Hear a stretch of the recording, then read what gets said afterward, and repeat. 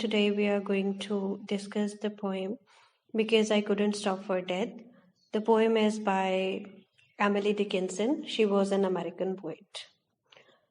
Because I Could Not Stop for Death, as the title suggests, the poem is about death.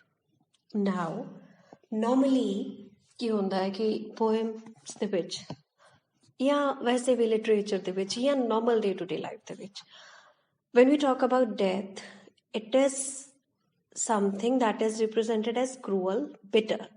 Death ਨੂੰ ਕੋਈ glorify ਨਹੀਂ ਕਰਦਾ, death ਨੂੰ ਕੋਈ celebrate ਨਹੀਂ ਕਰਦਾ. Death ਨੂੰ ਅਸੀਂ present ਕਿਸ ਤਰੀਕੇ ਨਾਲ ਕਰਦੇ ਹਾਂ as cruel, harsh, bitter, something that is not wanted. ਕੋਈ ਇਦਾਂ ਦੀ ਚੀਜ਼ ਜਿਹੜੀ ਸਾਨੂੰ ਚਾਹੀਦੀ ਨਹੀਂ ਹੁੰਦੀ ਲਾਈਫ 'ਚ ਪਰ ਉਹ ਆ ਜਾਂਦੀ ਹੈ ਨਾ. So this poem is different. Why this poem is different? No doubt the poem is about death, but it hasn't talked about the negative aspects of the death, but the poetess has talked here about the death in a unique way. Now, how the way is unique, as we read the poem, we'll discuss that. Now I'm reading the first stanza. Because I could not stop for death, he kindly stopped for me. The carriage held but just ourselves and immortality. Now, he kindly stopped for me. That means death ਨੂੰ ਇੱਥੇ personify ਕੀਤਾ ਗਿਆ ਹੈ ਕਿਸੇ male aspect ਦੇ ਨਾਲ. He word use ਕੀਤਾ ਹੈ. So now the poetess is saying because ਮੈਂ ਡੈਥ ਲਈ ਨਹੀਂ ਰੁਕ ਸਕਦੀ ਸੀ ਇਸ ਲਈ ਉਹ ਮੇਰੇ ਲਈ ਰੁਕਿਆ. ਇੱਥੇ ਡੈਥ ਨੂੰ ਐਜ਼ ਅ ਮੈਨ ਪ੍ਰੈਜ਼ੈਂਟ ਕੀਤਾ ਹੈ. ਸੋ ਪਰਸੋਨੀਫਾਈ ਕੀਤਾ. ਡੈਥ ਕੋਈ ਚੱਲਦੀ ਫਿਰਦੀ ਚੀਜ਼ ਨਹੀਂ ਹੈ. It is not a person but ਉਹਨੂੰ ਪਰਸਨ ਦੇ ਐਟਰੀਬਿਊਟਸ ਦਿੱਤੇ. That's why we call it personification. ਉਹ ਕਹਿ ਰਹੀ ਹੈ ਮੈਂ ਡੈਥ ਲਈ ਨਹੀਂ ਰੁਕ ਸਕਦੀ ਸੀ. ਕੌਣ ਰੁਕਦਾ ਡੈਥ ਲਈ? ਕੋਈ ਨਹੀਂ ਰੁਕਦਾ. ਕੋਈ ਵੀ ਨਹੀਂ ਰੁਕਦਾ. We are never prepare for it. ਅਸੀਂ ਕਿਤੇ ਵੀ ਜਾਣਾ ਹੋਵੇ ਕਿਤੇ ਵੀ ਅਸੀਂ ਤਿਆਰ ਹੁੰਦੇ ਹਾਂ ਨਾ ਉਸ ਚੀਜ਼ ਲਈ. ਜੇ ਤੁਸੀਂ ਬਹੁਤ ਦਿਨ ਰਹਿਣ ਜਾਣਾ ਹੋਵੇ ਤਾਂ ਤੁਸੀਂ ਪ੍ਰੋਬੇਬਲੀ ਚੀਜ਼ਾਂ ਪੈਕ ਕਰਦੇ ਹੋ ਨਾ ਜਾਣ ਲਈ ਨਾਲ. ਬਟ ਜਦੋਂ ਅਸੀਂ ਡੈਥ ਲਈ ਜਾਣਾ ਹੁੰਦਾ ਹੈ ਉਦੋਂ ਅਸੀਂ ਕੋਈ ਪ੍ਰੈਪਰੇਸ਼ਨ ਨਹੀਂ ਕਰਦੇ. ਸੋ ਨੈਚੁਰਲੀ ਉਹਨੇ ਵੀ ਨਹੀਂ ਕੀਤੀ ਸੀ. So she was not prepared for death. She wasn't stop for death but death ਉਹਦੇ ਲਈ ਆ ਕੇ ਰੁਕਿਆ. The carriage held but just ourselves. Carriage ਜਿਹੜਾ ਵੀ ਵਹੀਕਲ ਜਿਹਦੇ 'ਚ ਡੈਥ ਆਈ ਹੈ ਉਹਦੇ ਕੋਲ, ਠੀਕ ਹੈ, ਉਹਦੇ 'ਚ ਕੌਣ ਕੌਣ ਹੈ? just ourselves, death, a lady and immortality. Immortal means ਅਮਰ ਹੋਣਾ. Now here comes different philosophies about death. ਜਦੋਂ ਅਸੀਂ ਡੈਥ ਦੀ ਗੱਲ ਕਰਦੇ ਹਾਂ ਫਿਰ ਅਸੀਂ ਅਮਰ ਹੋਣ ਦੀ ਵੀ ਗੱਲ ਕਰਦੇ ਹਾਂ. ਲੇਕਿਨ ਇੰਡੀਅਨ ਫਿਲਾਸਫੀ ਅਸੀਂ ਕਹਿੰਦੇ ਹਾਂ ਕਿ ਜਿਹੜਾ ਸਰੀਰ ਹੈ ਉਹ ਖਤਮ ਹੋ ਜਾਂਦਾ ਪਰ ਜਿਹੜੀ ਆਤਮਾ ਹੈ ਉਹ ਅਮਰ ਹੈ. ਤਾਂ ਅਮਰ ਜਿੰਦੇ ਜੀ ਤਾਂ ਤੁਸੀਂ ਨਹੀਂ ਹੋ ਸਕਦੇ. ਮਰਨ ਤੋਂ ਬਾਅਦ ਹੀ ਤੁਸੀਂ ਹੋਵੋਗੇ ਨਾ. ਮਤਲਬ ਹਮੇਸ਼ਾ ਲਈ ਜੇ ਅਸੀਂ ਕਹੀਏ ਕਿ ਜੇ ਅਸੀਂ ਗੁਰਬਾਣੀ ਨੂੰ ਵੀ ਦੇਖਦੇ ਹਾਂ ਉੱਥੇ ਵੀ ਬਹੁਤ ਵਾਰੀ ਰੈਫਰੈਂਸ ਆਉਂਦੀ ਹੈ ਨਾ. ਜਲ ਕਾ ਜਲ ਹੁਆ ਰਾਮ ਜਾਂ ਜੋਤੀ ਜੋਤ ਰਲੀ ਸੰਪੂਰਨ ਥੀ ਆਰਾਮ. ਕਿ ਅਸੀਂ ਜਿੱਥੋਂ ਵੀ ਆਉਂਦੇ ਹਾਂ ਉੱਥੇ ਵਾਪਸ ਚਲੇ ਜਾਂਦੇ ਹਾਂ. ਬਟ ਉਹਦੇ ਲਈ ਡੈਥ ਜ਼ਰੂਰੀ ਹੈ. ਡੈਥ ਤੋਂ ਬਾਅਦ ਹੀ ਤੁਸੀਂ ਮਿਲ ਸਕਦੇ ਹੋ. ਜਿਉਂਦੇ ਜੀ ਤਾਂ ਤੁਸੀਂ ਨਹੀਂ ਇੱਕਮਿਕ ਹੋ ਸਕਦੇ ਨਾ. ਉਹਨਾਂ ਜਿਹੜਾ 5 ਤੱਤਾਂ ਤੋਂ ਅਸੀਂ ਬਣੇ ਹਾਂ ਜਿਉਂਦੇ ਜੀ ਅਸੀਂ ਉਹਨਾਂ 'ਚ ਨਹੀਂ ਜਾਂਦੇ, ਮਰ ਕੇ ਹੀ ਜਾਂਦੇ ਹਾਂ. ਸੋ ਇੱਕ ਗੱਲ ਤਾਂ ਹੈ ਕਿ ਜੇ ਅਮਰਤਾ ਸਾਨੂੰ ਚਾਹੀਦੀ, ਅਮਰ ਹੋਣਾ ਚਾਹੀਦਾ ਤਾਂ ਉਹਦੇ ਲਈ ਮਰਨਾ ਹੋਊਗਾ.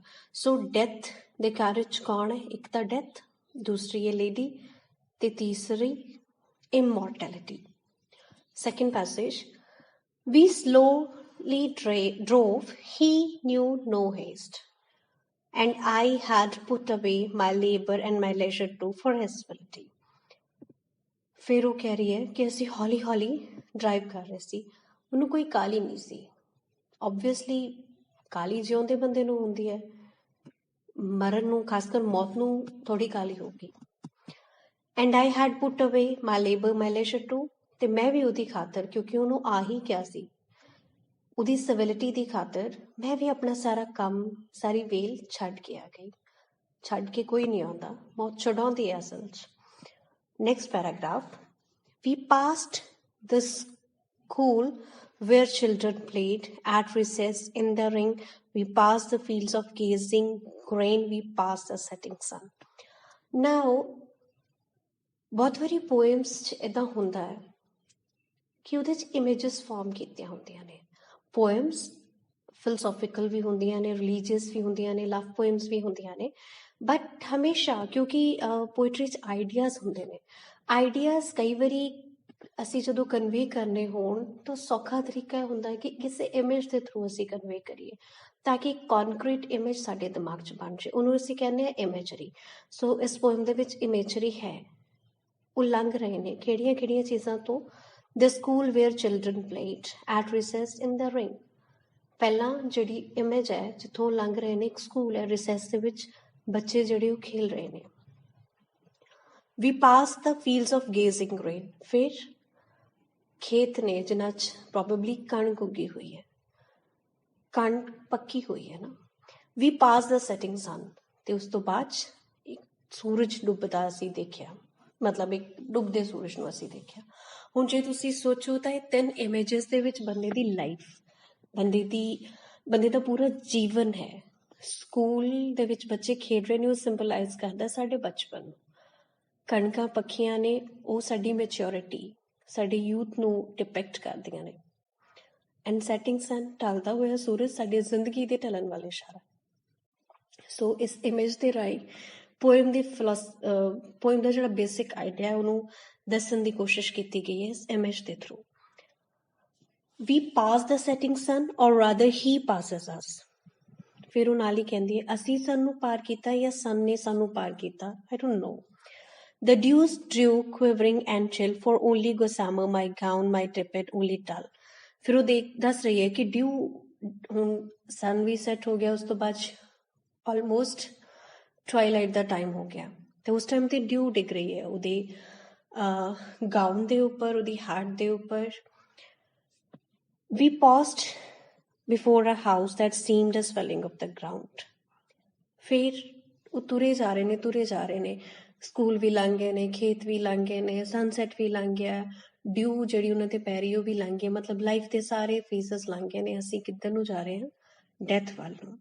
ਤੇ ਫਿਰ ਪੌਜ਼ ਕਿੱਥੇ ਕੀਤਾ, ਇੱਕ ਘਰ ਦੇ ਅੱਗੇ, which seems a swelling of the ground. Now swelling of the ground, swelling you understand, swelling of the ground is a kind of hint towards grave. ਕਿਉਂਕਿ ਗ੍ਰੇਵ ਜੇ ਤੁਸੀਂ ਨੋਰਮਲੀ ਦੇਖੀ ਹੋਵੇ ਤਾਂ ਉਹ ਗਰਾਊਂਡ ਨਾਲੋਂ ਥੋੜੀ ਉੱਚੀ ਹੁੰਦੀ ਹੈ, ਤਾਂ ਉਹਦਾ ਲੱਗਦਾ ਹੈ ਕਿ ਗਰਾਊਂਡ ਉੱਥੋਂ ਸਵੈਲ ਹੋਈ ਹੈ, ਠੀਕ ਹੈ, ਥੋੜੀ ਉੱਪਰ ਉੱਠੀ ਹੋਈ ਹੈ. So obviously she is talking about grave. The roof was scarcely visible. ਉਹਦੀ ਛੱਤ ਉਹਨੂੰ ਨਹੀਂ ਦਿਖ ਰਹੀ. ਨਾਓ ਜੇ ਤੁਸੀਂ ਇਹਨੂੰ ਬਿਲਕੁਲ ਧਿਆਨ ਨਾਲ ਦੇਖੋ, ਹੁਣ probably the speaker is dad already. ਉਹਦੀ ਡੈਥ ਹੋ ਚੁੱਕੀ ਹੈ, ਉਹ ਵਿੱਚ ਹੈ ਕਬਰ ਦੇ, ਤੇ ਰੂਫ ਜਿਹੜੀ ਹੈ ਉਹ ਵਿਜ਼ੀਬਲ ਨਹੀਂ ਹੈ. The cornice in the ground. Cornice here is a decorative molding bordering the lid of the coffin. ਕਿ ਉਹਦਾ ਜਿਹੜਾ ਕਫਨ ਹੈ ਉਹ ਗਰਾਊਂਡ ਦੇ ਵਿੱਚ ਹੈ, ਉਹਨੂੰ ਰੂਫ ਨਹੀਂ ਦਿਖ ਰਹੀ. ਉਹ ਇੱਕ ਸਵੈਲਿੰਗ ਆਫ ਗਰਾਊਂਡ ਹੈ ਜਿਹਦੇ ਨੀਚੇ ਉਹ ਹੈ, ਮਤਲਬ ਉਹਦੀ ਡੈਥ ਹੋ ਚੁੱਕੀ ਹੈ. ਉਹ ਆਪਣੀ ਲਾਈਫ ਦੀ ਪੂਰੀ ਜਰਨੀ ਦੱਸ ਰਹੀ ਹੈ, ਜਾਂ ਹਰ ਬੰਦੇ ਦੀ ਲਾਈਫ ਦੀ ਜਰਨੀ ਦੱਸ ਰਹੀ ਹੈ ਕਿ ਤੁਸੀਂ ਪਹਿਲਾਂ ਬਚਪਨ ਹੁੰਦਾ ਹੈ, ਉਹ ਹੱਸਦੇ ਖੇਡਦੇ ਬੀਤ ਜਾਂਦਾ ਕਿਉਂਕਿ ਬੱਚੇ ਉੱਥੇ ਖੇਡ ਰਹੇ ਨੇ. ਫਿਰ ਗੇਜ਼ਿੰਗ ਗ੍ਰੇਨ, ਕਣਕਾਂ ਨੇ ਉੱਥੇ, ਮੈਚਿਓਰਿਟੀ ਡਿਪਿਕਟ ਕੀਤੀ ਹੈ ਲਾਈਫ ਦੀ. ਦੈਨ ਦ ਸੈਟਿੰਗ ਸਨ, ਉਸ ਤੋਂ ਬਾਅਦ ਸੂਰਜ ਡੁੱਬ ਗਿਆ ਹੈ. ਮਤਲਬ ਸਾਡੀ ਪੂਰੀ ਲਾਈਫ ਜਿਹੜੀ ਹੈ ਉਹ ਇੱਦਾਂ ਚੱਲਦੀ ਹੈ ਮੌਤ ਵੱਲ. It's a journey of life towards death. ਧਿਆਨ ਨਾਲ ਦੇਖੀਏ, it's not towards death, it towards eternity. Eternity means something that ever last. ਜਿੱਦਾਂ ਅਸੀਂ ਕੰਸੈਪਟ ਹੈ ਸਾਡਾ ਕਿ ਸੋਲ ਜਿਹੜੀ ਹੈ ਉਹ ਹਮੇਸ਼ਾ ਲਈ ਜਿਉਂਦੀ ਰਹਿੰਦੀ ਹੈ, ਮਤਲਬ ਇਸ ਸਰੀਰ ਦਾ ਅੰਤ ਹੁੰਦਾ, ਉਸ ਆਤਮਾ ਜਿਹੜੀ ਉਹ ਅਮਰ ਹੈ. Since then it is centuries and yet feels shorter than the day. जैसे क्रिश्चियनिटी या मुस्लिम फेथ ਦੀ ਗੱਲ ਕਰੀਏ ਤਾਂ ਦੇ ਬਿਲੀਵ ਕਿ ਜਿਹੜੀਆਂ ਰੂਹਾਂ ਹੁੰਦੀਆਂ ਨੇ ਉਹ ਉਹਨਾਂ ਡੇ ਆਫ ਜਜਮੈਂਟ ਤੱਕ ਉਹ ਕਬਰ 'ਚ ਪਈਆਂ ਰਹਿੰਦੀਆਂ ਨੇ ਨਾ. So because the poet is from west, so this is the philosophy ਕਿ ਉਸ ਤੋਂ ਬਾਅਦ ਸਦੀਆਂ ਹੋ ਗਈਆਂ ਨੇ ਤੇ ਉਹ ਅਜੇ ਵੀ ਉਸੇ ਕਬਰ 'ਚ ਹੈ, feels shorter than the day। ਤੇ ਏਦਾਂ ਲੱਗਦਾ ਜਿਵੇਂ ਕੱਲ ਦੀ ਗੱਲ ਹੋਵੇ। ਹੁਣ ਵੀ ਅਸੀਂ ਜਿਹੜੇ ਵੀ ਸਟੇਜ ਤੇ ਆ ਲਾਈਫ 'ਚ, ਤੁਸੀਂ ਵੀ ਆਪਣਾ ਜੇ ਬਚਪਨ ਦੇਖੋ, ਕੱਲ ਦੀ ਗੱਲ ਲੱਗਦੀ ਹੈ ਨਾ, ਪਰ ਅਸਲ 'ਚ ਅਸੀਂ ਬਹੁਤ ਅੱਗੇ ਨਿਕਲ ਆਏ ਹੋਏ ਆ ਨਾ। ਏਦਾਂ ਹੀ ਉਹਨੂੰ ਡੈਥ ਤੇ ਲੱਗਦਾ ਹੈ ਕਿ ਕੱਲ ਦੀ ਗੱਲ ਹੈ ਸ਼ਾਇਦ। I first surmised the horse's head were towards eternity। Surmise here means to guess। ਤੇ ਉਹਨੂੰ ਰਿਅਲਾਈਜ਼ ਹੋ ਰਿਹਾ ਹੈ ਕਿ ਜਿਹੜਾ ਹਾਰਸ ਦਾ ਹੈਡ ਹੈ ਉਹੀ ਕੈਰੇਜ ਜਿਹਦੀ ਸਟਾਰਟਿੰਗ 'ਚ ਉਹਨੇ ਗੱਲ ਕੀਤੀ ਸੀ, ਉਹਦਾ ਜਿਹੜਾ ਹਾਰਸ ਹੈ ਜਿਹਦੇ ਨਾਲ ਉਹ ਕੈਰੇਜ ਚੱਲ ਰਿਹਾ ਹੈ, ਉਹਦਾ ਹੈਡ ਜਿਹੜਾ ਉਹ ਇਟਰਨਿਟੀ ਵੱਲ ਨੂੰ ਹੈ। ਕਿ ਜਿਹੜੀ ਮੌਤ ਹੈ, ਜਿਹੜਾ ਮੌਤ ਦਾ ਕੈਰੇਜ ਹੈ, ਅਰਥੀ ਹੈ ਬੇਸਿਕਲੀ। ਇਹ ਅਰਥੀ ਦੀ ਗੱਲ ਕਰ ਰਹੀ ਹੈ। ਉਹ ਕੋਈ ਉਹ ਨਹੀਂ ਸੀਗਾ, ਕੋਈ ਕੈਰੇਜ ਨਹੀਂ ਸੀਗਾ ਜਿਹਦੀ ਉਹ ਗੱਲ ਕਰ ਰਹੀ ਸੀ, ਨਾ ਹੀ ਉਹ ਕੋਈ ਰਾਈਟ ਸੀ ਜਿਹਦੀ ਉਹ ਗੱਲ ਕਰ ਰਹੀ ਸੀ। ਉਹ ਕੈਰੇਜ ਅਰਥੀ ਸੀਗਾ। ਤੇ ਉਹ ਅਰਥੀ ਨੋ ਡਾਊਟ ਉਹ ਲੈ ਕੇ ਸਾਨੂੰ ਕਬਰ ਵੱਲ ਜਾਂਦੀ ਹੈ, ਪਰ ਕਬਰ ਤੋਂ ਅੱਗੇ ਉਹਨੂੰ ਰਿਅਲਾਈਜ਼ ਹੁੰਦਾ ਕਿ ਸਿਰਫ ਕਬਰ ਤੇ ਮੁੱਕਦੀ ਨਹੀਂ ਹੈ, ਉਹ ਇਟਰਨਿਟੀ ਵੱਲ, ਅਸੀਂ ਜਿੱਥੋਂ ਆਏ ਅਸੀਂ ਉੱਧਰ ਨੂੰ ਵਾਪਸ ਜਾਂਦੇ ਹਾਂ। ਮਤਲਬ ਉਹਨੂੰ ਹੁਣ ਰਿਅਲਾਈਜ਼ ਹੋ ਰਿਹਾ ਕਿ ਉਹ ਜਿਹੜਾ ਹਾਰਸ ਸੀ, ਜਿਹੜਾ ਕੈਰੇਜ ਨੂੰ ਲੈ ਕੇ ਜਾ ਰਿਹਾ ਸੀਗਾ, ਮੀਨਸ ਕਿ ਜਿਹੜੀ ਅਰਥੀ ਹੈ, ਜਦੋਂ ਬੰਦਾ ਮਰ ਜਾਂਦਾ ਹੈ, ਜਦੋਂ ਉਹਦੀ ਡੈਥ ਹੋ ਜਾਂਦੀ ਹੈ, ਉਹ ਕਬਰ ਵੱਲ ਤਾਂ ਲੈ ਕੇ ਜਾਂਦੀ ਹੈ, ਪਰ ਉਸ ਤੋਂ ਅੱਗੇ ਇਟਰਨਿਟੀ ਵੀ ਹੈ, ਉਸ ਤੋਂ ਅੱਗੇ ਅਮਰਤਾ ਵੀ ਹੈ। ਉਸ ਤੋਂ ਬਾਅਦ ਇਨਸਾਨ ਜਿਹੜਾ ਉਹ ਅਮਰ ਹੋ ਜਾਂਦਾ ਹੈ। The poem was different। Here the poem ends basically। The poem was different why? Because ਇੱਥੇ ਡੈਥ ਨੂੰ cruel ਨਹੀਂ ਦੱਸਿਆ ਗਿਆ।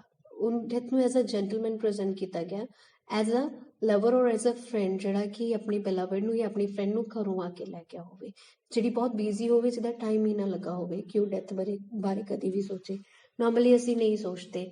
ਸੋ this was a poem about death। I hope I make you understand whatever I could understand from the poem। And one thing I want to add here is, I don't know Emily Dickinson ਦੇ ਉਹੀ meaning ਹੋਣਗੇ ਜਿਹੜੇ ਮੈਂ ਤੁਹਾਨੂੰ ਦੱਸਿਆ, and I really don't know ਕਿ ਜਦੋਂ ਤੁਸੀਂ ਇਹਨੂੰ ਪੋਇਮ ਪੜ੍ਹੋਗੇ ਤਾਂ ਤੁਹਾਡੇ ਆਪਣੇ ਮੀਨਿੰਗ ਹੋਣਗੇ। then that's all right, because that is what reading is all about। ਮੇਰੇ ਆਪਣੇ ਮਤਲਬ ਹੋ ਸਕਦੇ ਆ, ਤੁਹਾਡੇ ਆਪਣੇ ਮਤਲਬ ਹੋ ਸਕਦੇ ਆ, ਬਿਕੋਜ਼ ਮੇਰੇ ਆਪਣੇ ਐਕਸਪੀਰੀਅੰਸਿਸ ਨੇ, ਤੁਹਾਡੇ ਆਪਣੇ ਐਕਸਪੀਰੀਅੰਸਿਸ ਨੇ। ਕਦੀ ਵੀ ਜੋ ਸੋਚ ਕੇ ਪੋਇਟ ਪੋਇਮ ਲਿਖਦਾ ਉਹ ਰੀਡਰ ਉਹਦਾ ਮਤਲਬ ਨਹੀਂ ਕੱਢਦੇ, ਤੇ ਸਿਮਿਲਰਲੀ ਹਰ ਰੀਡਰ ਜਿਹੜਾ ਉਹ ਆਪਣਾ ਡਿਫਰੈਂਟ ਮੀਨਿੰਗ ਉਹਦੇ 'ਚੋਂ ਕੱਢਦਾ ਹੈ, ਬਿਕੋਜ਼ ਸਾਡੇ ਐਕਸਪੀਰੀਅੰਸਿਸ ਵੱਖਰੇ ਹੁੰਦੇ ਆ, ਤਾਂ ਤੁਹਾਡੇ ਮਤਲਬ ਮੇਰੇ ਨਾਲੋਂ ਵੱਖਰੇ ਹੋ ਸਕਦੇ ਆ। That's all. Thank you so much and thanks for listening as well. Goodbye and have a nice day।